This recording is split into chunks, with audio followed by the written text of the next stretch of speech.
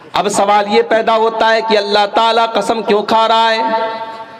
کیا نعوذ باللہ اللہ تعالیٰ کو یہ ڈاؤٹ ہے کہ میرے بندے میری بات نہیں مانیں گے، میرے بندوں کو میری بات میں شک ہوگا؟ نہیں نہیں، اللہ کی بات میں کس کو شک ہو سکتا ہے؟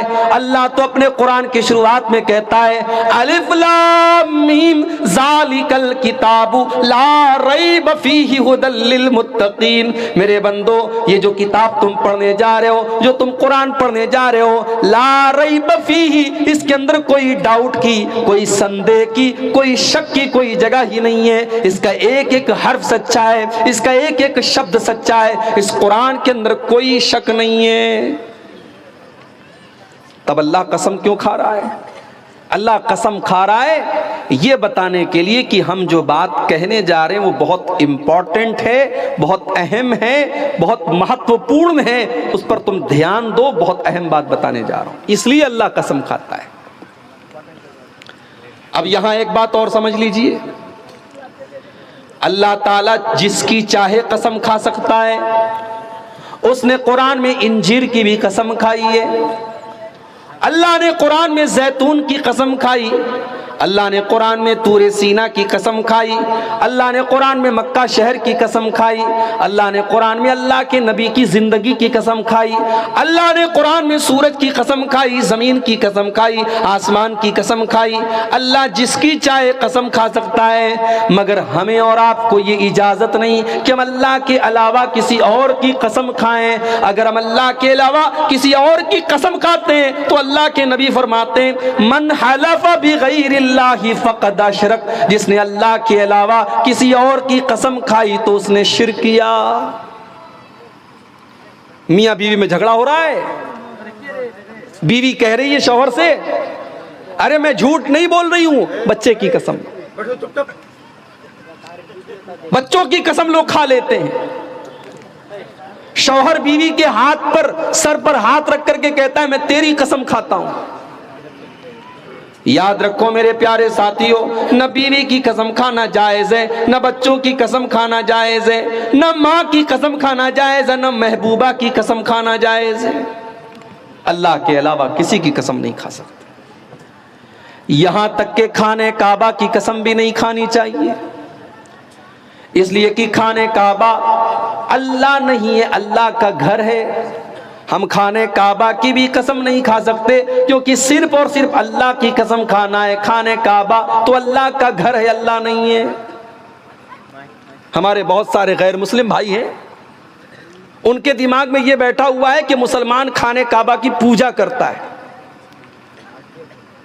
ان کو جا کر کے صحیح بخاری کی وہ حدیث پڑھ کے سنا دینی چاہیے میرے بھائیوں کہ حضرت عمر فاروق رضی اللہ تعالیٰ عنہ خانہ کعبہ کا طواف کر رہے تھے، اور خانہ کعبہ کا طواف کرتے ہوئے جب حجر اسود کے پاس پہنچے، حجر اسود وہی پتھر ہے، کالا پتھر، طواف کے دوران جس کو چوما جاتا ہے، حضرت عمر فاروق رضی اللہ تعالیٰ عنہ نے اس پتھر کو چوما اور چوم کر کے کیا کہا، انی اعلم انک حجر ما تنفع ولا تضر، اے حجر اسود میں جانتا ہوں کہ تو ایک پتھر ہے، تو نفع نقصان کا مالک نہیں ہے، تو کسی کو فائدہ نہیں دے سکتا، تو کسی کا نقصان نہیں کر سکتا۔ اگر میرے نبی نے تجھے نہ چوما ہوتا تو میں تجھے نہ چومتا، کیونکہ تجھے چومنا میرے نبی کا طریقہ ہے، میرے نبی کی سنت ہے، اس لیے میں تجھے چوم رہا ہوں۔ حضرت عمر نے دنیا والوں کو سندیش دے دیا کہ مسلمان حجر اسود کی پوجا نہیں کرتا ہے، اور حضرت بلال نے خانہ کعبہ کی چھت پہ کھڑے ہو کر کے اذان دے کر کے یہ ثابت کر دیا کہ مسلمان خانہ کعبہ کی پوجا نہیں کرتا۔ مسلمان اگر خانہ کعبہ کا طواف کرتا ہے، اس کی پریکرما کرتا ہے تو اس لیے کرتا ہے کیونکہ اللہ کا آدیش ہے، اللہ کا حکم ہے، اس کے رسول کا طریقہ ہے۔ خانہ کعبہ ہمارے نزدیک مقدس تو ہے، مگر ہم خانہ کعبہ کی عبادت نہیں کرتے، اسی لیے خانہ کعبہ کی، آپ خانہ کعبہ کی قسم نہیں کھا سکتے۔ اگر آپ کو قسم کھانا ہے تو آپ کہیں گے رب کعبہ کی قسم، آپ کعبہ کی قسم نہیں کھا سکتے۔ ایک اور مسئلہ یاد کر لو، قرآن کی قسم کھا سکتے ہیں کہ نہیں؟ بولو بھائی، کھا سکتے ہیں کہ نہیں کھا سکتے؟ کھاتے تو ہیں لوگ، بلکہ کھانے کا قرآن کی قسم کو تو سب سے زیادہ اہمیت دی جاتی ہے۔ بھائی بھائی میں جھگڑا ہو جاتا ہے، اگر کوئی بھائی قرآن اٹھا کر کے کوئی قسم کھا لے تو پورا زمانہ کہتا ہے یار اس نے قرآن اٹھا کے قسم کھائی ہے، اس کی بات غلط نہیں ہو سکتی۔ یاد رکھو میرے بھائی، قرآن کی قسم کھا سکتے ہیں کیونکہ قرآن اللہ کا کلام ہے۔ جیسے اللہ کی قسم کھانا جائز ہے ویسے اللہ کے کلام کی قسم کھانا جائز ہے، مگر قرآن ہاتھ میں لے کر کے قسم کھانا جائز نہیں ہے، کیونکہ جو قرآن جو ہمارے سامنے موجود ہے یہ قرآن تو کاغذ کا ہے، اس کے پیج تو کاغذ کے ہیں، یہ کاغذ اور یہ اس کے اوپر جو کاغذ لگا ہوا ہے یہ اللہ کا کلام نہیں ہے، بلکہ اس کے اندر جو باتیں لکھی ہیں وہ اللہ کا کلام ہے۔ تو ہم زبانی طور پر کہہ سکتے ہیں کہ قرآن کی قسم، لیکن قرآن ہاتھ میں لے کر کے اگر ہم کہتے ہیں کہ قرآن کی قسم کھاتا ہوں تو یہ غلط ہے، اور یہ طریقہ نبی سے ثابت نہیں، صحابہ سے ثابت نہیں۔ تو جو لوگ اپنے جھگڑوں میں قرآن اٹھا کے قسم کھاتے ہیں وہ غلط کرتے ہیں، اس حرکت سے باز آ جائے۔ والعصر، زمانے کی قسم، اللہ زمانے کی قسم کھا رہا ہے، گویا اللہ تعالیٰ یہ میسج دے رہا ہے، یہ سندیش دے رہا ہے، یہ پیغام دے رہا ہے میرے بندو، یہ جو زمانہ ہے، یہ جو ٹائم ہے، یہ جو سمے ہے، اس کی قدر کرو، یہ بڑا قیمتی ہے۔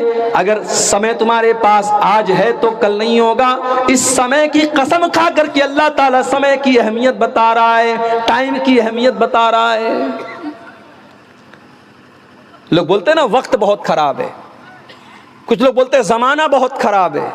نہیں بولنا چاہیے ایسا، زمانہ خراب نہیں ہوتا، وقت خراب نہیں ہوتا، خراب ہم اور آپ ہوتے ہیں۔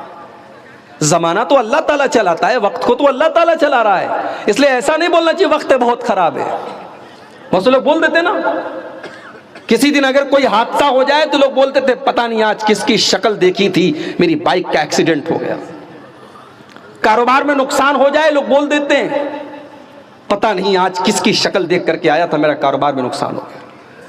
غلط ہے، یہ چیز حرام ہے۔ کسی کی شکل دیکھنے سے کوئی نقصان نہیں ہوتا، کسی کی شکل دیکھنے سے کوئی حادثہ نہیں ہوتا، اور نہ زمانہ خراب ہوتا ہے نہ وقت خراب ہوتا ہے۔ اسی لیے اللہ کے نبی فرماتے ہیں، بخاری کی روایت ہے، اللہ تعالیٰ فرماتا ہے یوزینی ابن آدم، آدم کا بیٹا مجھے تکلیف پہنچاتا ہے، یسب الدہر، اور آدم کا بیٹا تو زمانے کو گالی دیتا ہے، زمانے کو برا بھلا کہتا ہے، وَأَنَا الدَّارُ، جبکہ میں خود زمانہ ہوں، اقلب اللیل والنہار، زمانے کو تو میں چلانے والا ہوں، رات اور دن کو تو میں چلاتا ہوں۔ جو زمانے کو گالی دیتا ہے، جو زمانے کو برا بھلا کہتا ہے، وہ گویا کہ اللہ تعالیٰ کو برا بھلا کہتا ہے۔ تو زمانے کو گالی مت دو، اللہ نے زمانے کی قسم کھائی، اور اللہ نے یہ پیغام دیا کہ اپنے ٹائم کی قدر کرو۔ میرے نوجوان ساتھیوں، آج سب سے زیادہ اگر کوئی چیز برباد کی جا رہی ہے تو ٹائم برباد کیا جا رہا ہے۔ فیس بک کے اوپر رات بھر لگا رہنے والا میرا نوجوان بھائی، اور دن بھر موبائل پر چیٹنگ کرنے والا میرا نوجوان بھائی، بڑے پیار سے، بڑے پریم سے، بڑی محبت سے کہنا چاہوں گا، یہ جوانی فیس بک پر چیٹنگ کرنے کے لیے تو نہیں ملی ہے، یہ یوٹیوب کے شارٹس دیکھنے کے لیے تو نہیں ملی ہے، یہ فیس بک کی ریلز دیکھنے کے لیے تو نہیں ملی ہے، یہ جوانی تو اللہ کو راضی کرنے کے لیے ملی ہے۔ اس جوانی میں آپ اللہ کو راضی کر لیں گے، بڑھاپے میں نہیں کر پائیں گے۔ جو جوانی میں آپ کام کر لیں گے وہ بڑھاپے میں نہیں کر پائیں گے۔ اسی لیے اللہ کے پیارے نبی فرماتے ہیں اغتنم خمسن قبل خمسن، 5 چیزوں کی قدر کرو، 5 چیزوں کی ویلو کو سمجھو، 5 چیزوں کے آنے سے پہلے۔ شبابک قبل حرمک، اپنی جوانی کی قدر کرو اس کے پہلے کہ بڑھاپا آ جائے۔ وصحتک قبل سقمک، اپنی تندرستی کی قدر کرو اس کے پہلے کہ تم بیمار ہو جاؤ۔ پاکستان کا ایک نوجوان، اس کا فیس بک کے اوپر فوٹو بھی آیا تھا، باڈی بلڈر تھا، اس کا خوبصورت جسم دیکھ کر کے کوئی کہہ نہیں سکتا تھا یہ کبھی بیمار پڑے گا۔ شاید اس کے جیسا باڈی بلڈر بہت کم دیکھنے کو ملتا ہے۔ ایک طرف اس کی وہ تصویر آئی جس میں اس کے پورے جسم کی نمائش ہو رہی ہے، دوسری طرف اس کو بلڈ کینسر ہو جاتا ہے اور وہ سوکھ کر کے لکڑی ہو جاتا ہے، اس کی شکل پہچان میں نہیں آتی، اور کچھ دنوں کے بعد اس کے انتقال کی خبر بھی فیس بک کے اوپر آ جاتی ہے۔ میرے نوجوان ساتھیوں، آج آپ کے پاس صحت ہے، تندرستی ہے، آپ موج مستی کر رہے ہیں، کوئی شراب پی رہا ہے، کوئی زنا کر رہا ہے، کوئی گٹکھا کھا رہا ہے، کوئی پان مسالہ کھا رہا ہے، کوئی ناچ گانے میں ویست ہے۔ میرے پیارے ساتھی، کس بات کی کیا گارنٹی ہے کہ تندرستی ہمیشہ آپ کے پاس رہے گی؟ اگر آج اللہ نے تندرستی دی ہے، اس تندرستی کی حالت میں آپ جتنی نماز پڑھ سکتے ہیں، کل بیماری کی حالت میں آپ نہیں پڑھ پائیں گے۔ ہو سکتا ہے آج آپ کھڑے ہو کر کے نماز پڑھ سکتے ہیں، اللہ نہ کرے ایسی بیماری آ جائے کہ آپ کھڑے ہو کر کے نماز پڑھنا چاہیں گے مگر نہیں پڑھ پائیں گے، آپ کو کرسی کا سہارا لینا پڑے گا۔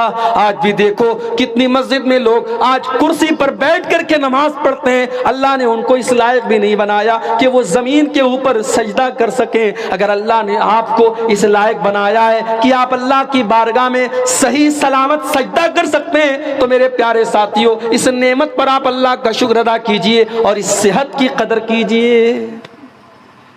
وصحتک قبل سقمک، اپنی تندرستی کی قدر کرو اس کے پہلے کہ تم بیمار ہو جاؤ۔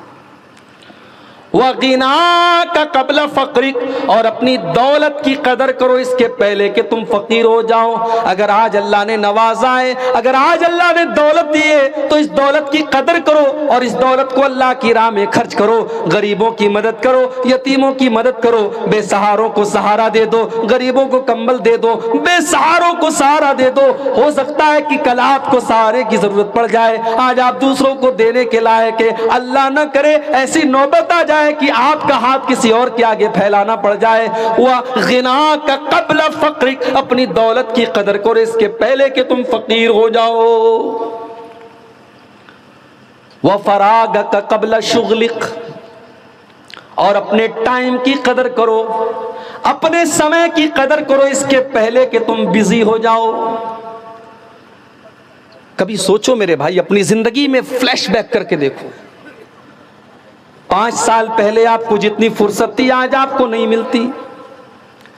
جب تک شادی نہیں ہوئی تھی بہت سارے کام آدمی کر لیتا ہے، شادی ہو گئی، بیوی آ گئی، ذمہ داریاں آ گئی، بہت سارے کام نہیں کر پاتا ہے۔ پھر بچے پیدا ہو گئے اور ذمہ داریاں آ گئی، بچے اسکول جانے لگے، مدرسے جانے لگے اور ذمہ داریاں آ گئیں، بچے بڑے ہو گئے اور ذمہ داریاں آنے لگی۔ زندگی جیسے جیسے آگے بڑھتی چلی جاتی ہے، انسان کی زندگی میں ذمہ داریاں آنے لگتی ہیں، انسان بزی ہوتا چلا جاتا ہے۔ اللہ کے نبی فرماتے ہیں اگر آج 2 منٹ بھی آپ فری ہیں، 2 منٹ کی آپ کے پاس فرصت ہے، تو اس فرصت کی قدر کرو اور اس فرصت کو صحیح جگہ استعمال کرو۔ ہم کہاں استعمال کر رہے ہیں؟ 3 گھنٹے بیٹھ کر کے فلمیں دیکھ رہے ہیں، فیس بک کے اوپر بیٹھ کر کے ویڈیوز دیکھ رہے ہیں۔ عربی میں کہاوت ہے الوقت کالسیف، وقت جو ہوتا ہے وہ تلوار کی طرح ہوتا ہے، وقت جو ہوتا ہے تلوار کی طرح ہوتا ہے۔ اگر آپ نے وقت کو نہیں کاٹا تو وقت آپ کو کاٹ دے گا۔ اپنے سمے کا صحیح استعمال کرو میرے نوجوان ساتھیوں۔ اللہ کے پیارے نبی فرما رہے ہیں وَفَرَاغَكَ قَبْلَ شُغْلِكَ، اپنے ٹائم کی قدر کرو اس کے پہلے کہ تم بزی ہو جاؤ۔ وَحَيَاتَكَ قَبْلَ مَوْتِكَ، اور اپنی زندگی کی قدر کرو اس کے پہلے کہ تمہیں موت آ جائے۔ موت آئے گی تو یہ پوچھ کر کے نہیں آئے گی عبدالغفار صاحب آپ کی بیٹی کا کیا حال ہے، آپ کی بیوی کا کیا حال ہے، آپ کا مکان بنا کہ نہیں بنا، آپ کو نوکری ملی کہ نہیں ملی، آپ کا سپنا پورا ہوا کہ نہیں ہوا۔ موت آئے گی اور آپ کے سارے سپنوں کو لے کر کے چلی جائے گی۔ موت آپ سے اپوائنٹمنٹ لے کر کے تو نہیں آئے گی، موت کو تو کوئی نہ کوئی بہانہ چاہیے، کبھی بیماری کے بہانے سے آ جائے گی، کبھی ایکسیڈنٹ کے بہانے سے آ جائے گی، کبھی اچانک ہارٹ اٹیک آ جائے گا، کبھی دماغ پر فالج کا حملہ ہو جائے گا۔ موت کسی بھی بہانے سے آ سکتی ہے، اور موت آتے ہی میرے پیارے ساتھیوں زندگی کی ساری چکا چوند ختم ہو جائے گی۔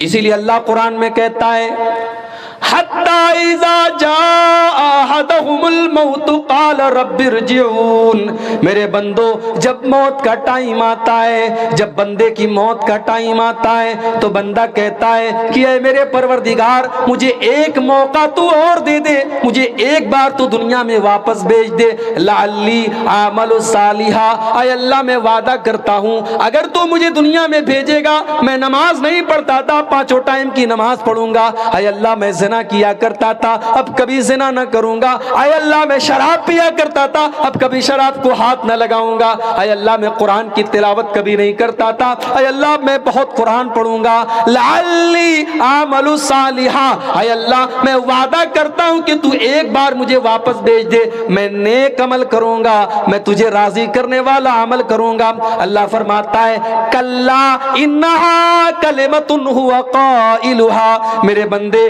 تیری یہ خواہش کبھی پوری ہونے والی نہیں ہے، موت آ جائے، موت کا ٹائم آ گیا، اب تجھے دوبارہ دنیا میں نہیں بھیجا جائے گا، موت آ چکی ہے اب کسی کو دوبارہ دنیا میں نہیں بھیجا جائے گا۔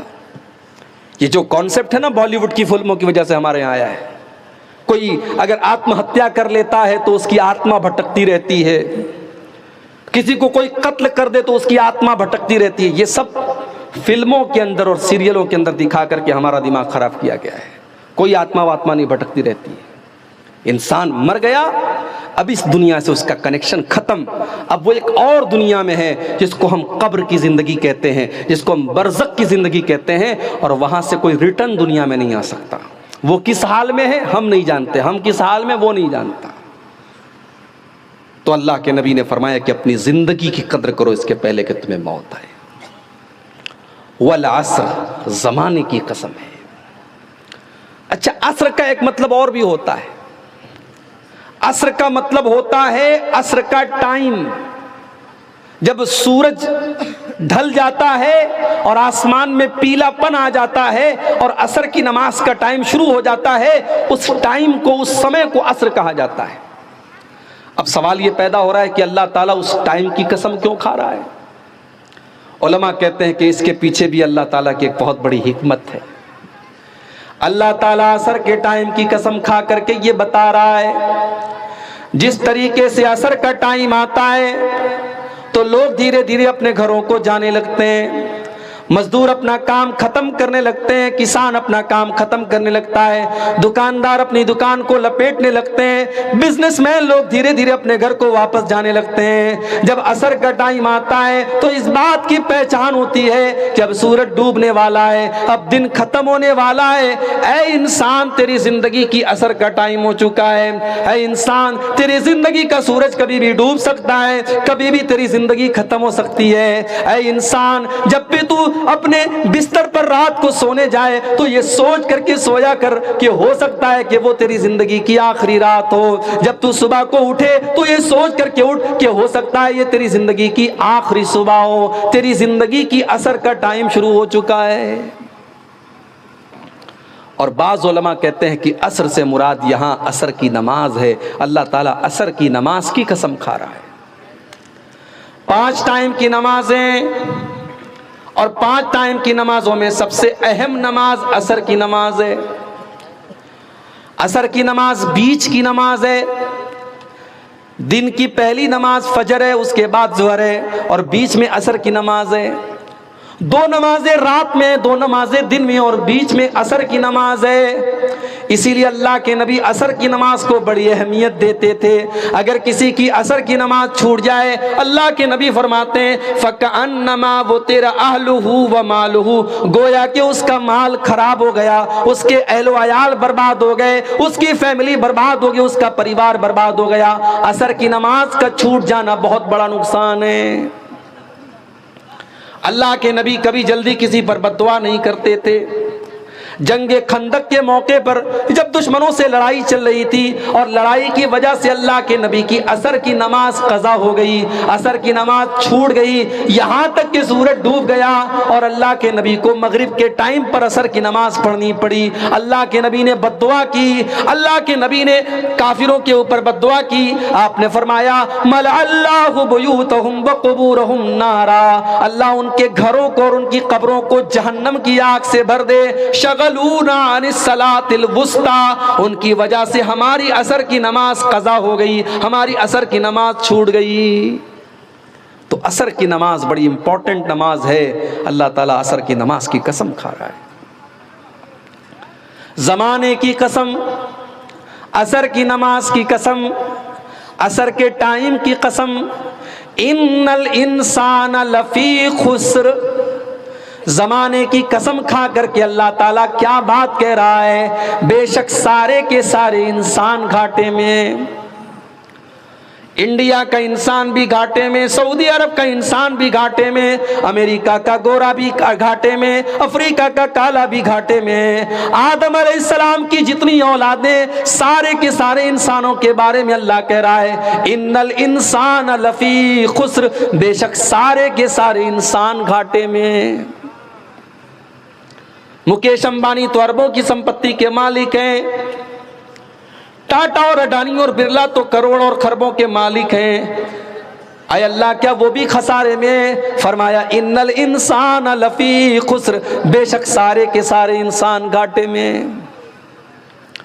میرے بندو، گھاٹا یہ نہیں کہ دنیا میں تمہارے پاس دولت ہے کہ نہیں ہے، دنیا میں تمہارے پاس رہنے کو مکان ہے کہ نہیں ہے، دنیا میں تمہارے بال بچے سکھی اور چین سے ہیں کہ نہیں ہے۔ گھاٹا تو یہ ہے، نقصان تو یہ ہے کہ کل اللہ کی بارگاہ میں، جب اللہ کی بارگاہ میں حساب و کتاب کیا جائے گا تو تمہارا حساب یہ نکلے، تمہارا انجام یہ نکلے کہ تم کو جہنم میں ڈال دیا جائے۔ یہ اصل گھاٹا ہے، یہ اصل خسارہ ہے۔ ان الانسان لفی خسر، اور سارے کے سارے انسان اسی گھاٹے میں ہیں، جن کے اندر چار چیزیں پائی جائیں ان کو چھوڑ کر کے باقی سارے کے سارے انسان گھاٹے میں ہیں۔ تو گھاٹا یہ ہے کہ انسان قیامت کے دن جہنم کی آگ میں چلا جائے۔ میرے پیارے ساتھیو، آج دنیا میں ایک معمولی سی آگ لگ جاتی ہے، کوئی اس آگ میں جل جاتا ہے، مر جاتا ہے، اس کی لاش ہمارے سامنے آتی ہے، اس کی لاش کو ہم دیکھ نہیں پاتے۔ کمزور دل اور دماغ کا آدمی کسی جلی ہوئی لاش کو دیکھ نہیں سکتا، بہت سی عورتیں تو دیکھ کر کے الٹی کر دیتی ہیں۔ سوچو میرے بھائیو، دنیا کی آگ سے ہم اتنا ڈرتے ہیں، اور دنیا کی آگ میں کوئی جل جائے تو ہم دیکھ کر کے برداشت نہیں کر پاتے۔ اللہ کے نبی فرماتے ہیں نارکم جزء من نار جہنم، تمہاری دنیا کی آگ تو جہنم کی آگ کا ایک حصہ ہے۔ جہنم کی آگ تو دنیا کی آگ سے 69 گنا زیادہ ہے، 69 ٹائم زیادہ خطرناک ہے۔ دنیا کی آگ پیٹرول سے جلتی ہے، ڈیزل سے جلتی ہے، مٹی کے تیل سے جلتی ہے، لکڑی اور کوئلے سے جلتی ہے، لیکن جہنم کی آگ کس سے جلتی ہے؟ فرمایا وقودها الناس والحجارہ، جہنم کی آگ تو انسانوں اور پتھروں سے جلتی ہے۔ کل قیامت کے دن جس کو اللہ تعالیٰ فَمَنْ زُحْزِحَ عَنِ النَّارِ وَأُدْخِلَ الْجَنَّةَ فَقَدْ فَازَ، جس کے بارے میں اللہ تعالیٰ یہ فیصلہ کر دے کہ وہ جہنم کی آگ سے بچا لیا گیا، اس کو جنت میں ڈال دیا گیا، وہی کامیاب ہے، وہی پروفٹ میں ہے، وہی فائدے میں۔ اور جو جہنم کی آگ میں چلا جائے گا، میرے پیارے ساتھیوں، اللہ فرما رہا ہے ان الانسان لفی خسر، اس سے بڑا خسارے والا کوئی نہیں ہے۔ آپ لوگ تو کسان لوگ ہیں، کھیتی کرتے ہیں، کسان زمین کی جوتائی کرے، ٹائم پر بیج کو بوئے، زمین کے اندر جتنی محنت کرنا ہے ساری محنت کرے، اس کے بعد سیلاب کا پانی آئے، اس کی ساری کھیتی کو تباہ کر کے لے کے چلا جائے۔ سوچو اس کسان کو کتنی تکلیف ہوگی، اس کو اس بات کی تکلیف تو ہو ہی رہی ہے کہ اس کا کھیت چلا گیا، اس کو اس بات کی تکلیف زیادہ ہوگی کہ میں نے محنت کی تھی، میں نے بوائی کی تھی، میں نے جوتائی کی تھی، میں نے اس کھیت کے اندر اپنا کیپٹل لگایا تھا، میرا سارا کیپٹل برباد ہو گیا۔ میرے پیارے ساتھیوں، جس کے پاس ایمان نہیں، جس جس کے پاس توحید نہیں کل قیامت کے دن وہ بھی خسارے اور نقصان میں ہوگا، اس سے زیادہ خسارے میں کوئی نہیں ہوگا۔ اللہ نے فرمایا قل هل ننبئكم بالاکثرین اعمالا الذین ضل سعیهم فی الحیاۃ الدنیا وهم یحسبون انهم یحسنون صنعا۔ میرے بندو، سب سے زیادہ خسارے میں اور نقصان میں تو وہ لوگ ہیں جو دنیا میں نیکی کا کام کرتے تھے اور یہ سوچ کر کے کرتے تھے کہ ان کو ثواب ملے گا، مگر کل آخرت میں ثواب ملنے کے بجائے ان کی نیکیوں کو اللہ تعالیٰ برباد کر دے گا۔ ان الانسان لفی خسر، بے شک انسان گھاٹے میں۔ میرے پیارے ساتھیو، آپ میں سے بہت سارے لوگ حاجی ہوں گے، جو حاجی نہیں ہے میں دعا کرتا ہوں اللہ ان کو بھی ایک بار حج کی توفیق دے دے۔ آپ نے عمرہ بھی کیا ہوگا، بہت سارے ایسے بھائی بھی ہوں گے جو پانچوں ٹائم کے نمازی بھی ہوں گے، بہت سارے ایسے بھائی بھی ہوں گے، ایسی بہنیں بھی ہوں گی جو ڈیلی قرآن کی تلاوت کرتی ہوں گی۔ میں ایسے بھی نوجوانوں کو جانتا ہوں جو رات میں بغیر تقریر سنے موبائل نہیں بند کرتے اور بستر پہ نہیں سوتے، علماء کی تقریریں سن کر کے وہ رات میں بستر پہ سونے جاتے ہیں۔ ایسے بھی نوجوانوں کو میں جانتا ہوں۔ بڑی اچھی بات ہے، آپ یہ نیکی کے کام کر رہے ہیں، لیکن میرے بھائیوں کل اللہ کی بارگاہ میں اگر آپ کو یہ بتایا جائے کہ آپ کا عمرہ، آپ کا حج، آپ کی نماز، آپ کی تلاوت سب برباد ہو گئی، اللہ کے یہاں ان کو نہیں مانا گیا، اللہ کے یہاں ان کا کوئی ثواب نہیں ہے، تو سوچو آپ کو کتنی تکلیف ہوگی۔ آئیے ایک حدیث پڑھ کے سناتا ہوں، ہو سکے تو ہم سب اپنے دل پر ہاتھ رکھ کر کے سوچیں کہ اس حدیث میں جو بات بتائی گئی ہے کہیں ایسا تو نہیں کہ یہ بات ہمارے اور آپ کے اوپر فٹ بیٹھ رہی ہے۔ صحابی کا نام نوٹ کر لو، ثوبان رضی اللہ تعالیٰ عنہ۔ بچہ پیدا ہو اگر آپ کے گھر میں تو نام رکھ لو، بڑا پیارا نام ہے، صحابی کا نام ہے۔ اور صحابی کا جب نام آ جائے تو نام کا معنی اور مطلب نہیں دیکھا جاتا، یہ کافی ہے کہ وہ صحابی کا نام ہے۔ ثوبان رکھ لو نام، یہ نام بڑا پیارا ہے، یہ نبی کے صحابی کا نام ہے۔ ثوبان رضی اللہ تعالیٰ عنہ فرماتے ہیں اللہ کے پیارے نبی نے فرمایا لا لمن اقوام من امتی یاتون یوم القیامت بحسنات امثال جبال تہامۃ بیزا، میں اپنی امت میں ایسے لوگوں کو جانتا ہوں کل قیامت کے دن وہ آئیں گے اور پہاڑوں کے برابر وہ نیکیاں لے کر کے آئیں گے، وہ حج لے کر کے آئیں گے، وہ عمرہ لے کر کے آئیں گے، وہ نماز لے کر کے آئیں گے، وہ زکوٰۃ لے کر کے آئیں گے، وہ صدقہ خیرات لے کر کے آئیں گے، وہ بہت ساری نیکیوں کو لے کر کے آئیں گے۔ فَيَجْعَلُهَا اللَّهُ عَزَّ وَجَلَّ هَبَاءً مَنْثُورًا، اللہ تعالیٰ ان کی نیکیوں کو ہوا میں اڑا دے گا، ان کی نیکیوں کو برباد کر دے گا، ان کی نیکیاں اللہ تعالیٰ کیا کاؤنٹ نہیں ہوں گی۔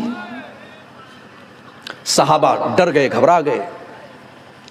حضرت ثوبان کہنے لگے اے اللہ کے نبی، وہ کون بد نصیب لوگ ہوں گے، ذرا کھل کر کے بتا دیجئے۔ اے اللہ کے نبی صفہم لنا وجلہم لنا، اے اللہ کے نبی ذرا کلیئر بتا دیجئے وہ کون بد نصیب لوگ ہوں گے جو نیکیوں کا پہاڑ لے کر کے آئیں گے مگر ان کی نیکیوں کو اللہ تعالیٰ کیا کاؤنٹ نہیں کیا جائے گا۔ اللہ کے پیارے نبی فرماتے ہیں اے ثوبان، وہ تمہارے ہی بھائی ہوں گے، وہ تمہاری ہی نسل سے ہوں گے، وہ مسلمان ہوں گے، وہ تمہارے ہی بیچ میں رہنے والے لوگ ہوں گے، جیسے تم نماز پڑھتے ہو وہ بھی نماز پڑھیں گے، تم روزہ رکھتے ہو وہ بھی روزہ رکھیں گے، تم صدقہ کرتے ہو وہ بھی صدقہ کریں گے، تم رات میں نماز پڑھتے ہو وہ بھی رات میں نماز پڑھیں گے۔ وَلَكِنَّهُمْ إِذَا خَلَوْا بِمَحَارِمِ اللَّهِ انْتَهَكُوهَا، لیکن اے ثوبان بس ایک بات کی کمی ہوگی، ایک بات کی کوتاہی ہوگی، وہ اکیلے میں، وہ تنہائی میں غلط کام کریں گے۔ جب وہ اکیلے میں ہوں گے، وہ بند کمرے میں ہوں گے اور کوئی دیکھنے والا نہیں ہوگا تو وہ اکیلے میں اور تنہائی میں بہت سارے غلط کام کریں گے۔ آپ یقین کیجئے آج علماء کے موبائل بھی سیف نہیں ہے۔ آج میں نے 50-60 سال کے بزرگوں کا موبائل چیک کیا، اس میں مجھے ایسی چیزیں ملی کہ اللہ دیکھ کر کے شرم آئی۔ میرے پیارے ساتھیو، موبائل کے اس دور میں، اسمارٹ فون کے اس دور میں اس حدیث کو ہم کو سمجھنے کی ضرورت ہے۔ آج علماء سے لے کر کے جاہل تک اور بچوں سے لے کر کے بوڑھوں تک اس موبائل نے سب کو اس گناہ میں ڈال دیا ہے۔ آج سب سے بڑا خطرہ جو ہمارے اوپر منڈلا رہا ہے، ہم بظاہر تو نماز بھی پڑھ رہے ہیں، ہم جلسوں میں جا رہے ہیں، ہم تقریر بھی کر رہے ہیں، لمبی لمبی داڑھی بھی ہے، ہم حاجی بھی ہیں، ہم نمازی بھی ہیں، مگر ہم جب اکیلے میں ہیں، جب تنہائی میں ہیں، ہم موبائل پر کیا دیکھ رہے ہیں، کس سے بات کر رہے ہیں، کوئی نہیں جانتا۔ وہ تنہائی میں جو گناہ ہم کر رہے ہیں میرے پیارے ساتھیوں، وہ گناہ ہماری نیکیوں کو کھا رہا ہے، وہ ہماری نیکیوں کے لیے دیمک بن چکا ہے۔ ان الانسان لفی خسر، انسان اس سے بڑھ کر کے خسارے میں کیا ہوگا میرے بھائی، کہ اس کی نیکیاں اللہ کے برباد ہو جائیں۔ ہمارے کتنے نوجوان بھائی ہیں، رات کو بستر پہ جب وہ سوتے ہیں تو کانوں میں ہیڈ فون لگا کر کے سوتے ہیں، گانا سن کر کے وہ سوتے ہیں، اور اسی حال میں ان کو نیند آ جاتی ہے، اور بڑے فخر سے کہتے ہیں میں جب میوزک سنتا ہوں تو میرے دل کو سکون ملتا ہے، جب میں اپنے فیورٹ سنگر کا گانا سنتا ہوں تو میرے دل کو سکون ملتا ہے۔ میرے پیارے بھائی، اسی گانا کو سنتے ہوئے اگر تجھے موت آ گئی، بستر پہ سونے کے جانے کے ٹائم اللہ کے نبی نے جو دعا ہم کو سکھائی ہے، اس دعا میں ہم کیا کہتے ہیں؟ اللہم بسمک اموت و احیا، اے اللہ میں تیرے ہی نام سے مرتا ہوں اور تیرے ہی نام سے جیتا ہوں۔ اس لیے کہ جو نیند ہوتی ہے وہ بھی ایک طریقے کی موت ہوتی ہے، نیند میں بھی اللہ تعالی ہماری روح کو قبض کرتا ہے، اور جب ہم سو کر کے اٹھتے ہیں تو اللہ ہماری روح کو واپس ڈال دیتا ہے۔ اسی لیے جب آدمی نیند میں ہوتا ہے تو ہوش و حواس میں نہیں ہوتا ہے۔ اسی لیے اگر نیند کی حالت میں کوئی گناہ ہو جائے تو اللہ تعالیٰ کیا اس پر پکڑ نہیں ہوگی، کیونکہ نیند کی حالت میں انسان ہوش و حواس میں نہیں رہتا ہے۔ میرے پیارے ساتھیوں، آپ گانا سنتے ہوئے سو گئے، اسی حال میں آپ کو موت آ گئی۔ سوچو میرے بھائیوں، کل اللہ کی بارگاہ میں جب آپ اٹھیں گے، قیامت کا دن ہوگا، اللہ کے نبی فرماتے ہیں کل عبد یبعث علی ما مات علیہ، ہر بندہ اس حال میں قیامت کے دن اٹھے گا جس حال میں اس کو موت آئی ہوگی۔ جو گانا سن کر کے سویا تھا، اسی حال میں اگر وہ سویا رہ گیا، اسی حال میں اس کو موت آ گئی، تو کل قیامت وہ گانا سنتے ہوئے اٹھے گا۔ جو گندی فلمیں دیکھ کر کے سویا تھا، وہ گندی فلمیں دیکھ کر کے قیامت کے دن اٹھے گا۔ جو زنا کرتے ہوئے مر گیا تھا، وہ زنا کرتے ہوئے کل قیامت کے دن اٹھے گا۔ جو شراب کے نشے میں مرا تھا، کل شراب کے نشے میں اٹھے گا۔ جو نماز پڑھتے ہوئے مرا تھا، کل اللہ کی بارگاہ میں سجدہ کرتے ہوئے اٹھے گا، نماز پڑھتے ہوئے اٹھے گا۔ کل عبد یبعث علی ما مات علیہ، بندہ جس حال میں مرے گا اسی حال میں اٹھایا جائے گا۔ سعودی عرب کا ایک واقعہ وہاں کے عالم دین نے لکھا، میرے نوجوان ساتھی سنیں، بڑی عبرت کی بات ہے۔ 4 نوجوان کار کا سفر کر رہے تھے، چاروں نوجوان کار پر بیٹھے ہوئے تھے۔ سعودی عرب کے روڈ پر کار چل رہی ہے، وہاں کی روڈ بہار اور جھارکھنڈ سے بھی زیادہ شاندار اور چکنی روڈ ہے، پوری اسپیڈ میں گاڑی جا رہی ہے۔ ایکسیڈنٹ ہو جاتا ہے، 4 نوجوانوں میں سے 3 نوجوان آن دا اسپاٹ مر جاتے ہیں، ایک نوجوان بچ جاتا ہے لیکن وہ بھی آخری سانسیں لے رہا ہے۔ ٹریفک پولیس والے جب اس نوجوان کے پاس پہنچتے ہیں جو آخری سانسیں لے رہا ہے، اس سے پوچھتے ہیں کہ یہ ایکسیڈنٹ کیسے ہوا، اس سے پوچھتے ہیں تمہارا نام کیا ہے، اس سے پوچھتے ہیں تمہارے ساتھیوں کا نام کیا ہے۔ وہ نوجوان آخری سانسیں لے رہا ہے اور ایک ہی زبان سے ایک ہی لفظ بار بار کہہ رہا ہے، فی سقر فی سقر فی سقر، ارے میں تو سقر میں ہوں، میں تو سقر میں ہوں، میں تو سقر میں ہوں۔ پولیس والوں کو یہ بات سمجھ میں نہیں آئی کہ یہ سقر کا نام کیوں لے رہا ہے، یہ سقر کا کیا مطلب ہوتا ہے۔ انہوں نے علاقے کے عالم دین سے پوچھوایا کہ یہ نوجوان یہ فی سقر کہہ کر کے دنیا سے گیا، اس کا کیا مطلب ہے؟ عالم دین نے کہا اس کا مطلب آپ کو قرآن کے 29ویں پارے میں ملے گا۔ عالم دین نے کہا جاؤ قرآن کا 29واں پارہ پڑھ دو۔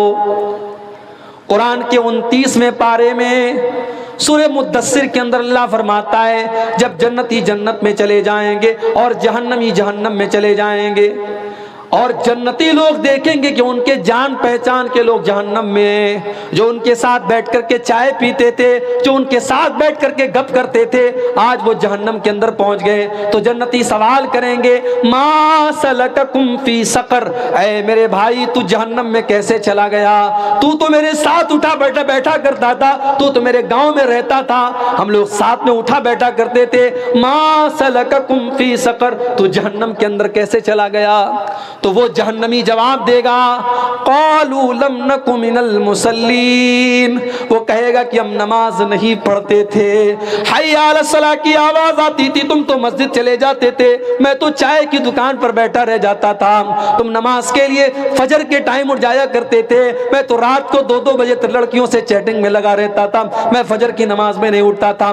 ما سلککم فی سقر، وہ سوال کریں گے کہ تم جہنم میں کیسے چلے گئے؟ وہ جواب دیں گے لم نک من المصلین، ہم نماز نہیں پڑھتے تھے، ولم نک نطعم المسکین، ہم شادی میں لاکھوں کا کھانا فری میں ہم برباد کر دیتے تھے، بہترین کھانا بنواتے تھے اور جتنا کھانے والے کھانا کھاتے تھے اس سے زیادہ کوڑے دان میں پھینکا جاتا تھا، لیکن گاؤں میں غریبوں کو کھانا دینے کی توفیق نہ ہوتی تھی، ہم بھوکوں کو کھانا نہیں کھلاتے تھے، ہم اپنا پیسہ کبھی غریبوں پر خرچ نہیں کرتے تھے، وَكُنَّا نَخُوضُ مَعَ الْخَائِضِينَ، ہم دین کا مذاق اڑانے والوں کے ساتھ دین کا مذاق اڑاتے تھے، ہم اللہ کا مذاق اڑاتے تھے، ہم رسول کا مذاق اڑاتے تھے، ہم قرآن کا مذاق اڑاتے تھے، ہم علماء کا مذاق اڑاتے تھے، ہم مدرسوں کا مذاق اڑاتے تھے، ہم داڑھی کا مذاق اڑاتے تھے، وَكُنَّا نَخُوضُ مَعَ الْخَائِضِينَ، ہم مذاق اڑانے والوں کے ساتھ مذاق اڑایا کرتے تھے۔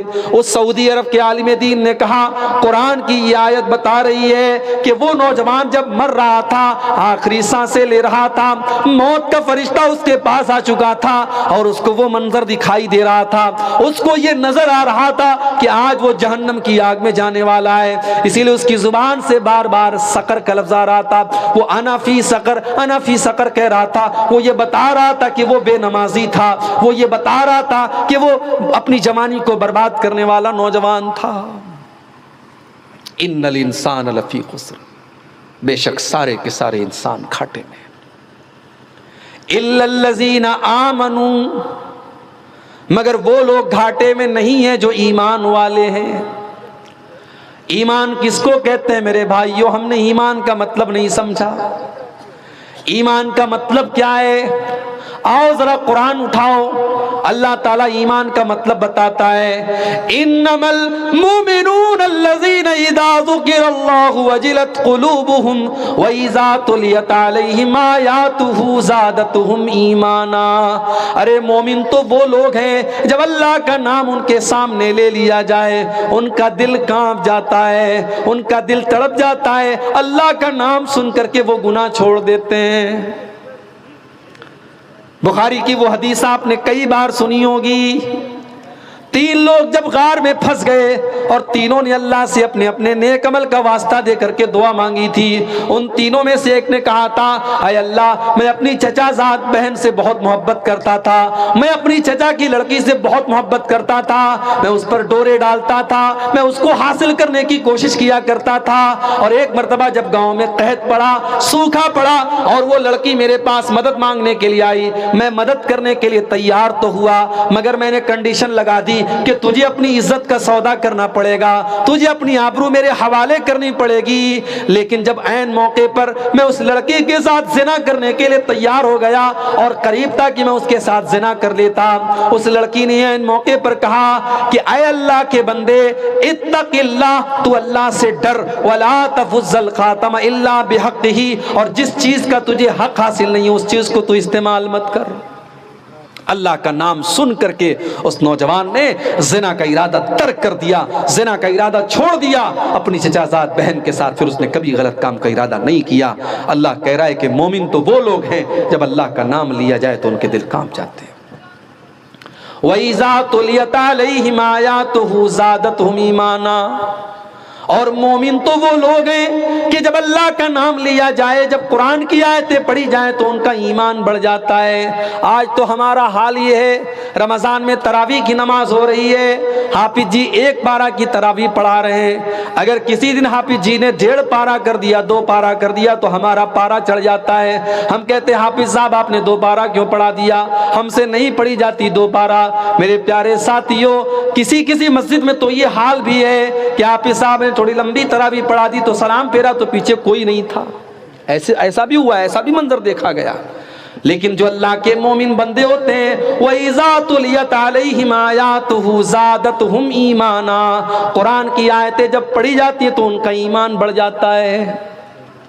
फुज़ैल डाकू को देखो, डाका डालने के लिए जाता है, एक मकान की छत पर कूदता है, उस मकान में अल्लाह का कोई बंदा रात के सन्नाटे में कुरान पढ़ रहा है, और कुरान पढ़ते पढ़ते वो अल्लाह का बंदा सूरह हदीद की आयत पर पहुंचता है, अलम यानि लिल्लज़ीना आमनू अन तख्शा कुलूबुहुम लिज़िक्रिल्लाह, क्या ईमान वालों के लिए अभी वो समय नहीं आया, क्या ईमान वालों के लिए अभी वो वक्त नहीं आया कि अल्लाह का कलाम सुन करके उनका दिल पिघल जाए।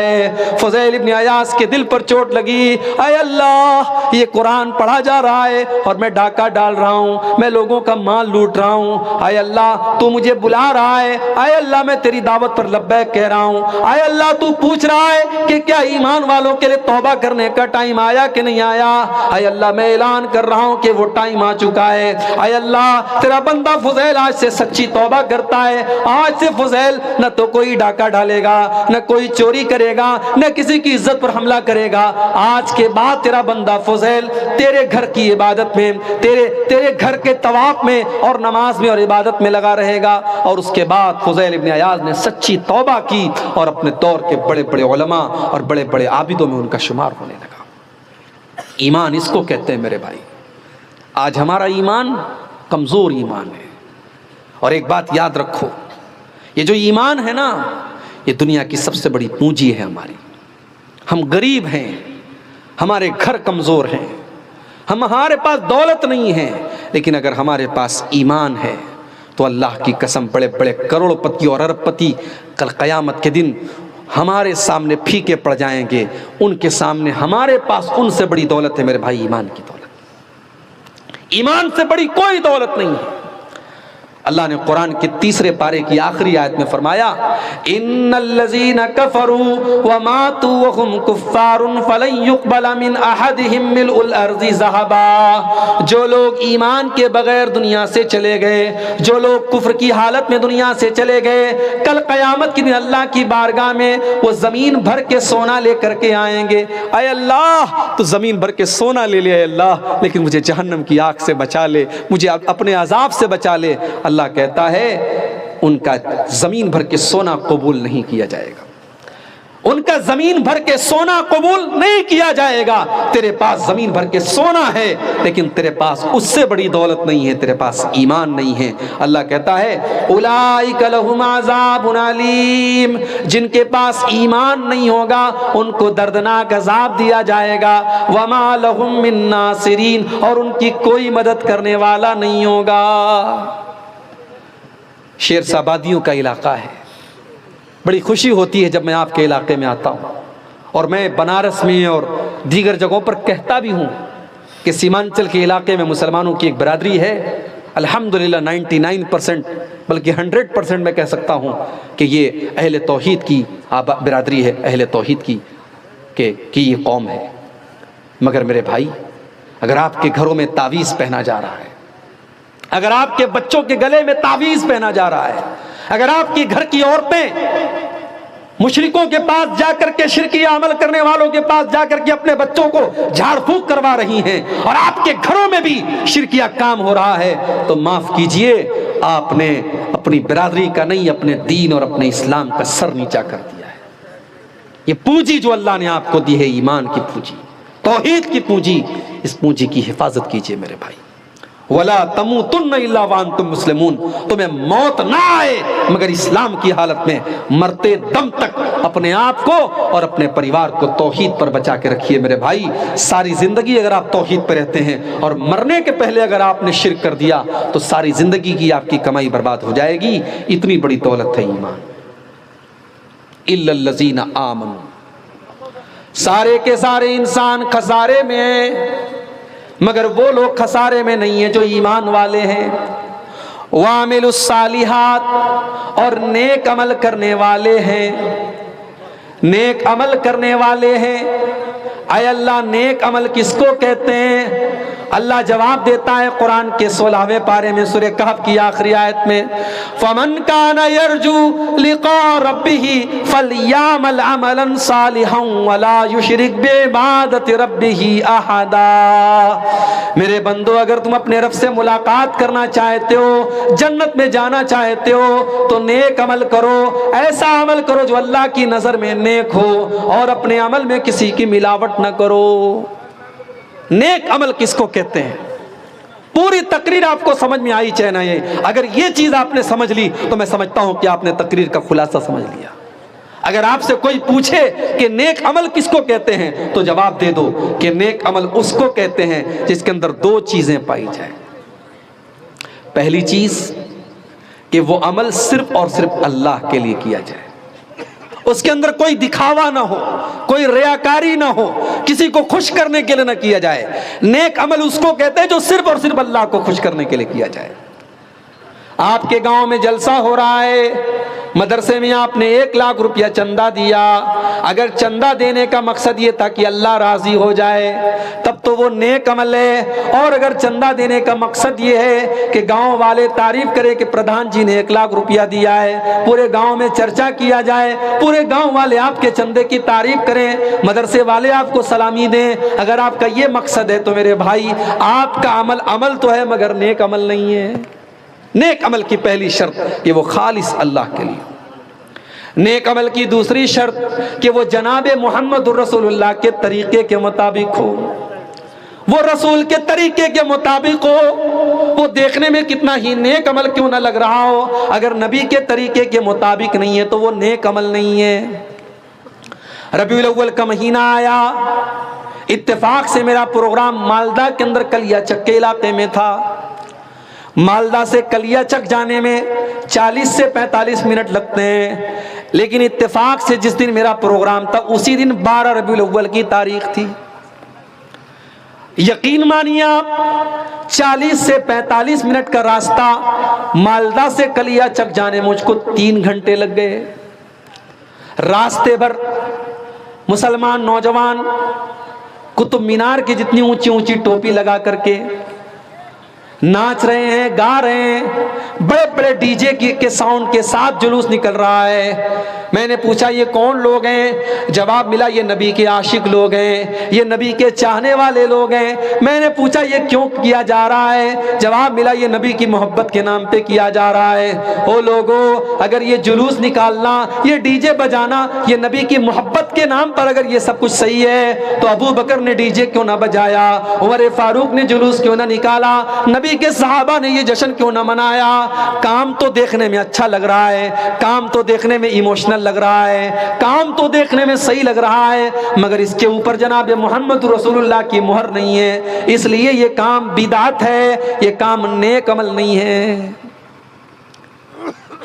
میں آپ کو 1 کروڑ روپیہ لکھ کر کے چیک دے دوں اور چیک پر اپنا سگنیچر نہ کروں تو وہ چیک دنیا کے کسی بینک میں آپ کیش نہیں کر سکتے، کیونکہ جو چیک دے رہا ہے، جس کا اکاؤنٹ ہے، اس چیک کے اوپر اس کی سگنیچر ہونی چاہیے، تب وہ چیک مانی جائے گی۔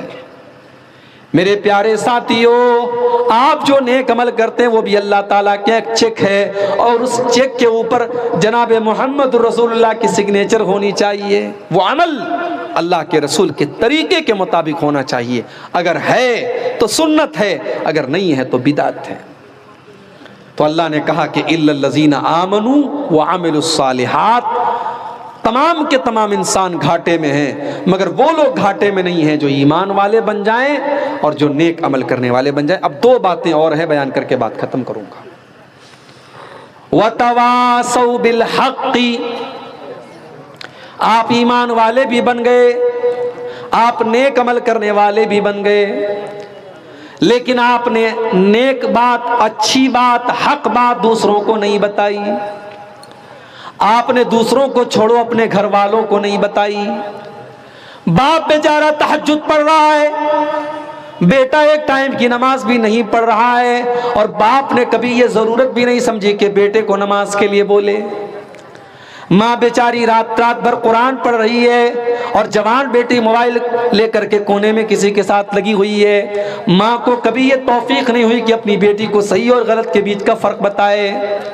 میرے پیارے ساتھیوں، آپ روشنی میں ہیں یہ کافی نہیں ہے، آپ کو روشنی میں ہونے کے ساتھ ساتھ جو لوگ اندھیرے میں ہیں ان کو روشنی میں لانے کی کوشش بھی کرنا ہے. آپ کے گاؤں میں بہت سارے غیر مسلم لوگ بھی رہتے ہوں گے، آپ کا ان کے ساتھ ویوہار ہے، اٹھنا بیٹھنا ہے، ان کے ساتھ لین دین کرتے ہیں آپ. کبھی آپ نے ان کو اسلام کے بارے میں بتایا، قرآن کے بارے میں بتایا؟ کیا اللہ تعالیٰ کیا آپ کی گردن نہیں پکڑی جائے گی؟ جناب آپ کے گاؤں میں لوگ رہتے تھے، وہ اللہ کو نہیں مانتے تھے، اللہ کو نہیں جانتے تھے، رسول کو نہیں مانتے تھے. آپ کے پاس قرآن تھا، آپ کے پاس نبی کا طریقہ تھا، آپ کے پاس اسلام تھا. آپ نے کبھی اپنے غیر مسلم بھائی کو قرآن نہیں دیا، اس کو اسلام کی شکشاؤں کو نہیں بتایا. اللہ تعالیٰ کہ آپ کی گردن بھی پکڑی جائے گی. عبد الغفار صاحب بنارس سے ارریہ تقریر کرنے کے لیے جایا کرتے تھے، فوربیس گنج آپ جایا کرتے تھے. آپ کا پڑوسی ہندو تھا، غیر مسلم تھا. آپ نے کبھی اپنے غیر مسلم کو قرآن دیا، اسلام کے بارے میں بتایا؟ آپ کے محلے میں لوگ شرک کرتے تھے، آپ نے کبھی ان کو تبلیغ کی؟ یہ عبد الغفار سے بھی سوال کیا جائے گا. وَتَوَاصَوْا بِالْحَقِّ، سچائی کی تبلیغ بھی آپ کو کرنا ہے. اور یہاں ایک بات اور نوٹ کر لیجیے، جب تبلیغ کی بات آتی ہے تو ہم کہتے ہیں صاحب یہ کام تو علماء کا کام ہے. یہ تو جامعہ سلفیہ میں کوئی پڑھ کے آئے، جامعہ ابن تیمیہ میں کوئی پڑھ کے آئے، سنابل میں کوئی پڑھ کے آئے، اس کا کام ہے. میں کہتا ہوں نہیں، یہ غلط بات ہے. اللہ کے نبی فرماتے ہیں بلغوا عنی ولو آیا، میری ایک بات بھی اگر تمہیں پہنچی ہے تو تم دوسروں کو پہنچاؤ. تبلیغ کرنا، سچائی کی دعوت دینا، یہ صرف علماء کا کام نہیں ہے. آپ کو جتنی باتیں پتہ ہے اتنی باتیں اگر آپ دوسروں کو پہنچا سکتے ہیں تو آپ پہنچائیے. اسلام کی خدمت آپ کو کرنا ہے. اگر آپ دولت والے تو دولت کے ذریعے کیجئے، اگر آپ دماغ والے تو دماغ کے ساتھ کیجئے، اگر آپ علم والے تو علم کے ساتھ کیجئے، اگر آپ کے پاس طاقت ہے تو طاقت کے ذریعے آپ کیجئے.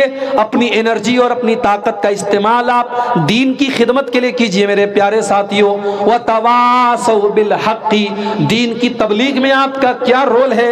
آج رات میں جب بستر پہ سونے جائیے تو ضرور سوچئے گا.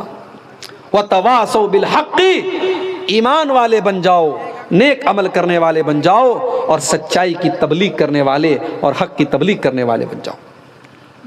وَتَوَاصَوْا بِالصَّبْرِ، اور جب آپ سچائی کی تبلیغ کرنے کے لیے نکلیں گے تو یہ کوئی پھولوں بھرا راستہ نہیں ہے، کانٹوں بھرا راستہ ہے. ہو سکتا ہے کہ لوگ آپ کو گالی دیں، ہو سکتا ہے کہ لوگ آپ کو برا بھلا کہیں، ہو سکتا ہے کہ آپ کا بائیکاٹ بھی کر دیا جائے. اگر ایسا ہو جائے تو یاد کر لینا اپنے نبی کی سنت کو، یاد کر لینا اپنے نبی کے طریقے کو. میرے پیارے ساتھیوں، آج آپ کو اپنے گاؤں سے ارریہ جانا پڑے، 4 ویلر سے آپ کو جانا پڑے تو آپ کو پریشانی محسوس ہوتی ہے. آپ کے نبی نے 1400 سال پہلے مکہ سے طائف کا سفر طے کیا تھا، 100 کلومیٹر کا سفر. اور نبی نے یہ سفر، اس زمانے میں اونٹ کی سواری چلا کرتی تھی، اس زمانے میں گھوڑے کی سواری چلا کرتی تھی، اس زمانے میں گدھے کی سواری چلا کرتی تھی، مگر نبی نے یہ 100 کلومیٹر کا سفر پیدل طے کیا تھا. پیدل طے کیا تھا 100 کلومیٹر کا سفر. پہاڑوں کے بیچ سے چل رہے ہیں اللہ کے نبی، ریگستان کے بیچ میں سے چل رہے ہیں. مکہ سے اللہ کے نبی طائف پہنچے. سب سے پہلے طائف کے جو بڑے بڑے سردار لوگ تھے ان کے گھر پر پہنچے، ان کو اسلام کے بارے میں سمجھایا، ان کو توحید کے بارے میں سمجھایا، ان کو بتایا میں اللہ کا آخری نبی ہوں. ان کمینوں نے، ان بدبختوں نے، ان بد نصیبوں نے اللہ کے نبی کا کلمہ پڑھنا تو بہت دور کی بات ہے، انہوں نے نبی کا مذاق اڑایا. انہوں نے کہا کہ اے محمد، اللہ کو کوئی اور نہیں ملا تھا، تم ہی ملے تھے نبی بنانے کے لیے. کسی نے کہا اگر تم اللہ کے سچے نبی ہو تو جاؤ تم میرے لیے بد دعا کر کے دکھاؤ، اور اگر تم جھوٹے نبی ہو تو میں تمہاری بات نہیں مانتا. انہوں نے نبی کا مذاق اڑایا. اللہ کے نبی نے بڑے صبر سے کام لیا کہ کوئی بات نہیں، تم میرا کلمہ نہیں پڑھتے کوئی بات نہیں، لیکن دیکھو میں طائف کے اندر گھوم گھوم کر کے تبلیغ کروں گا، لوگوں کو اسلام کے بارے میں بتاؤں گا، تو کم سے کم تم یہ بات کسی اور کو مت بتانا، تم سے میری بات ہوئی ہے تم اس بات کو سیکرٹ رکھنا۔ مگر ان کمبختوں نے اس کو بھی سیکرٹ نہیں رکھا، اور پورے طائف میں اللہ کے نبی کے اوپر ایک آدمی بھی کلمہ پڑھنے والا نہیں۔ 100 کلومیٹر کا سفر طے کر کے، پیدل طے کر کے اللہ کے نبی آئے ہیں اور لوگوں سے مل رہے ہیں، ملاقات کر رہے ہیں، توحید کے بارے میں سمجھا رہے ہیں، قیامت کے بارے میں بتا رہے ہیں، مگر ایک آدمی میرے نبی پر ایمان لانے والا نہیں ہے میرے بھائی۔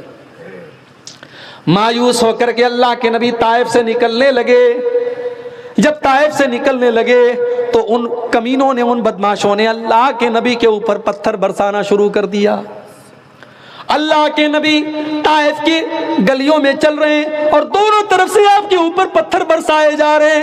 حضرت بلال رضی اللہ تعالیٰ عنہ اللہ کے نبی کو بچانے کی کوشش کرتے ہیں، مگر وہ کہاں سے بچاتے، پتھر تو ہر طرف سے آ رہے ہیں۔ اتنے پتھر مارے گئے میرے نبی کو، آپ کے بدن سے خون بہہ بہہ کر کے آپ کے جوتوں میں جم گیا۔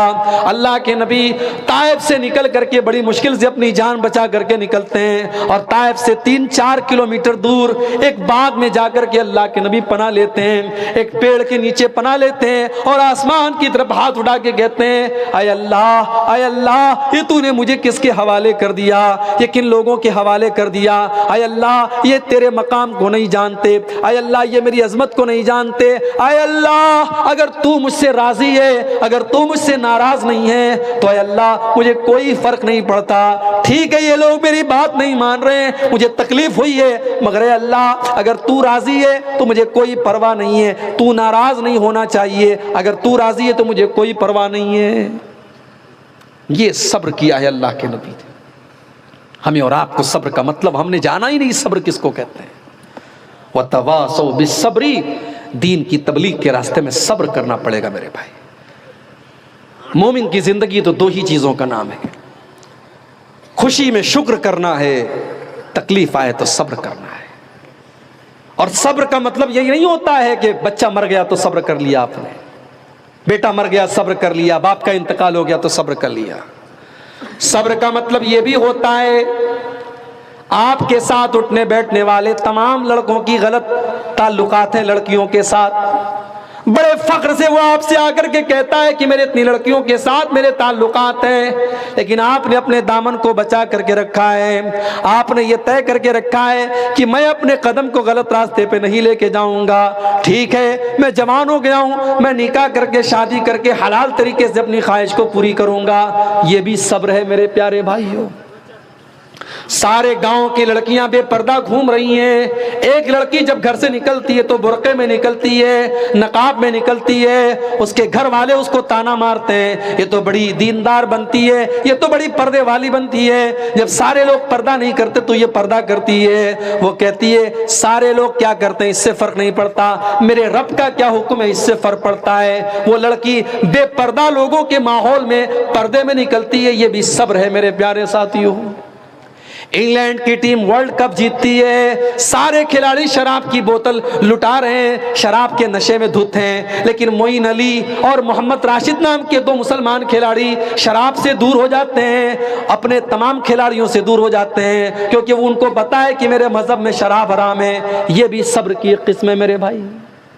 ساؤتھ افریقہ کا کھلاڑی ہاشم املہ، اس کے دیش میں شراب، اس کے دیش کی جو ڈریس ہے، اس کے ٹیم کی جو جرسی ہے، اس کے ٹیم کی جو جیکٹ ہے، اس کے اوپر شراب کا ایڈورٹیزمنٹ ہے۔ ہاشم املہ کہتا ہے میں جرمانہ دے دوں گا، میں پینالٹی دے دوں گا، مگر میں شراب کا ایڈورٹیزمنٹ نہیں کروں گا۔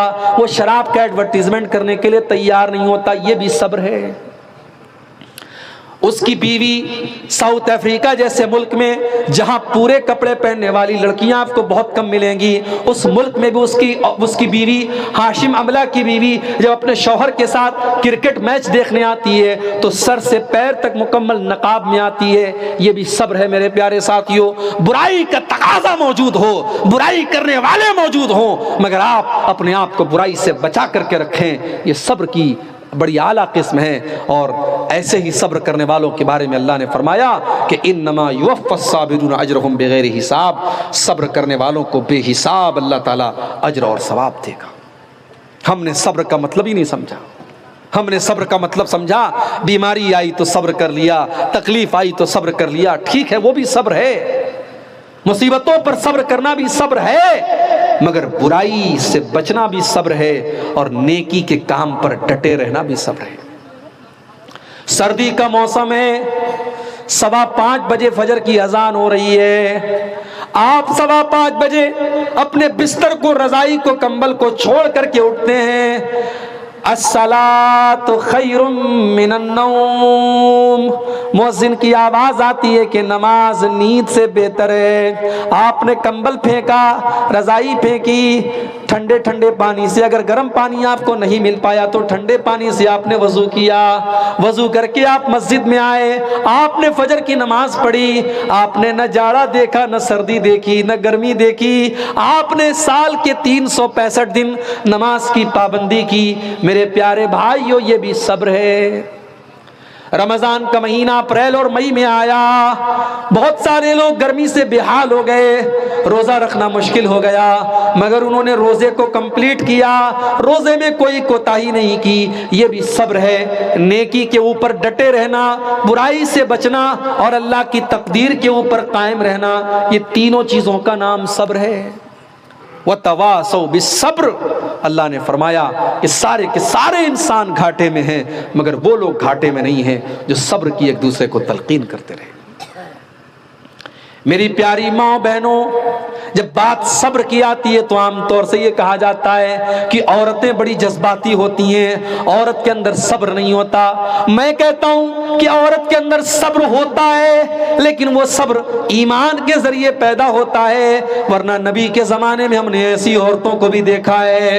احد کا میدان ہے, ایک عورت آتی ہے, سوال کرتی ہے اللہ کے نبی کیسے ہیں؟ جواب دیا جاتا ہے تیرے باپ کا انتقال ہو چکا ہے, اس جنگ میں تیرے باپ شہید ہو چکے ہیں. کہتی ہے مجھے میرے باپ کے بارے میں نہ بتاؤ, مجھے فاطمہ کے ابا کے بارے میں بتاؤ کہ وہ کیسے ہیں. جواب ملا اللہ کے نبی ٹھیک ہیں.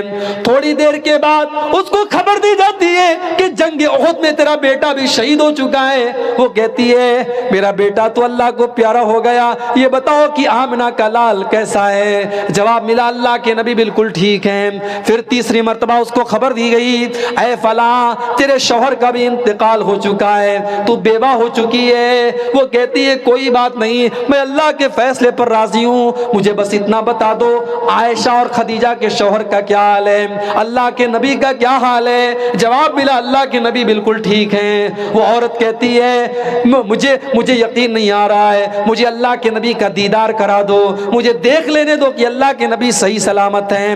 لوگ اس کو لے کر کے گئے, اس نے اللہ کے پیارے نبی کو دیکھا اور نبی کو دیکھ کر کے کہنے لگی کل مصیبت بعدک جلل یا رسول اللہ, اے اللہ کے نبی آپ اگر زندہ ہیں, آپ اگر باحیات ہیں تو ساری مصیبتیں میرے لیے آسان ہیں. باپ میں نے کھو دیا, بھائی میں نے کھو دیا, بیٹا میں نے کھو دیا, شوہر میں نے کھو دیا, مگر اے اللہ کے نبی اگر آپ زندہ ہیں تو یہ ساری مصیبتیں میں برداشت کرنے کو تیار ہوں. صبر اس کو کہتے ہیں میرے بھائی. اللہ کے نبی کے پاس ایک عورت آتی ہے, کالی کلوٹی عورت ہے, خوبصورت نہیں ہے, کالی کلوٹی عورت ہے. آ کر کے کہتی ہے کہ اے اللہ کے نبی مجھے مرگی کا دورہ آتا ہے, اور جب یہ دورہ آتا ہے میں بے ہوش ہو کے گر جاتی ہوں, اور اے اللہ کے نبی جب یہ دورہ مجھے آتا ہے وَإِنِّي أَتَكَشَّفُ تو میری شرمگاہ کھل جاتی ہے, میرا بدن کھل جاتا ہے, میرا سطر کھل جاتا ہے. اے اللہ کے نبی آپ اللہ سے دعا کر دیجئے یہ مصیبت دور ہو جائے. مرگی کی بیماری آپ جانتے بڑی خطرناک بیماری ہوتی ہے, اللہ نہ کرے یہ بیماری کسی کو ہو جائے, جس کو ہو جاتی بہت جھیلتا ہے وہ. اس نے کہا کہ اے اللہ کے نبی یہ دورہ مجھے آتا ہے اور میں بے ہوش ہو جاتی ہوں اور میرا بدن کھل جاتا ہے, میرا سطر کھل جاتا ہے, آپ اللہ سے دعا کر دیجئے میں ٹھیک ہو جاؤں. اب ذرا غور سے سنیے میرے بھائیو, صبر کس کو کہتے ہیں؟ بخاری کے الفاظ ہیں, اللہ کے نبی اس عورت سے کہتے ہیں اگر تم چاہتی ہو تو میں دعا کر دوں گا تم ٹھیک ہو جاؤ گی, تم چاہتی ہو تو میں دعا کر دوں گا تم ٹھیک ہو جاؤ گی, لیکن اگر تم کہو تم صبر کر لو تو میں گارنٹی دیتا ہوں کہ تم کو جنت ملے گی، تم اس مصیبت کو برداشت کر لو، تم اس کے اوپر صبر کر لو تو میں تم کو گارنٹی دیتا ہوں کہ تم کو جنت ملے گی۔ اب اس عورت کے سامنے دو راستہ ہے، ایک طرف اتنی خطرناک بیماری ہے مگر برداشت کرنے پر جنت ملے گی، دوسری طرف نبی دعا کر دیں گے تو مصیبت دور ہو جائے گی۔ اس نے سوچا ادھر اگر بیماری ہے تو جنت مل رہی ہے، ادھر بیماری تو ختم ہو رہی ہے مگر جنت کی گارنٹی نہیں ہے۔ اس کو لگا کہ یہ فائدے کا سودا ہے۔ اس نے کہا اے اللہ کے نبی، اگر اس بیماری کو برداشت کرنے کی وجہ سے مجھے جنت مل رہی ہے تو میں صبر کرنے کے لیے تیار ہوں، میں مرگی کی اس بیماری کو برداشت کر لوں گی، لیکن اے اللہ کے نبی میں مرگی تو برداشت کر سکتی ہوں، بے شرمی برداشت نہیں کر سکتی، بے حیائی برداشت نہیں کر سکتی۔ میری پیاری ماں بہنوں، اگر اللہ نے آپ کو خوبصورت بنایا ہے، اگر اللہ نے آپ کے چہرے کے نقش و نگار اچھے بنائے ہیں تو اس خوبصورتی کی نعمت کی قدر کرو، اس کو بے پردہ ہو کر کے بے حیائی کی نظر نہ کرو، اس نعمت کی ناقدری نہ کرو۔ وہ عورت کالی کلوٹی عورت ہے لیکن اس کو شرم و حیا کا کتنا پاس ہے، وہ کہتی ہے کہ اے اللہ کے نبی آپ یہ تو دعا کم سے کم اللہ سے کر دیجئے کہ جب مجھے مرگی کا یہ دورہ آئے تو میرا سطر نہ کھلے، میرا بدن نہ کھلے، میرے بدن پر کسی غیر کی نظر نہ پڑے۔ اللہ کے نبی نے دعا کر دی، وہ عورت چلی گئی۔ صحابہ کہتے ہیں کسی کو جنتی عورت دیکھنا ہو تو اس عورت کو دیکھ لو۔ یہ ہوتا ہے صبر۔ وَتَوَاصَوْا بِالصَّبْرِ، جو لوگ صبر کی تلقین کریں گے ان کو اللہ تعالیٰ کہہ رہا ہے کہ وہ گھاٹے میں نہیں ہے، وہ فائدے میں۔ تو چار کام آپ کو کرنا ہے میرے پیارے ساتھیو، إِلَّا الَّذِينَ آمَنُوا وَعَمِلُوا الصَّالِحَاتِ وَتَوَاصَوْا بِالْحَقِّ وَتَوَاصَوْا بِالصَّبْرِ۔ ایمان والا بننا ہے، نیک عمل کرنے والا بننا ہے، اور سچائی کی اور دین حق کی تبلیغ کرنا ہے، اور پھر اس کے اوپر صبر کرنا ہے اور ایک دوسرے کو صبر کی تلقین کرنا ہے۔ یہ چار کام اگر کوئی کرتا ہے تو وہ پروفٹ میں ہے، وہ فائدے میں ہے، ورنہ اللہ تعالیٰ نے اس سورت کریمہ کے اندر یہ اصول بتا دیا، ان الانسان لفی خسر، بے شک تمام کے تمام انسان گھاٹے میں۔ تو میں سمجھتا ہوں کہ اس سورت کریمہ کا ایک مفہوم جو ہو سکتا ہے، اس کی جو تفسیر ہو سکتی ہے وہ میں آپ کو سمجھانے کی میں نے کوشش کی ہے۔ آئیے، یہ بڑا سہانا وقت ہے، رات کا آخر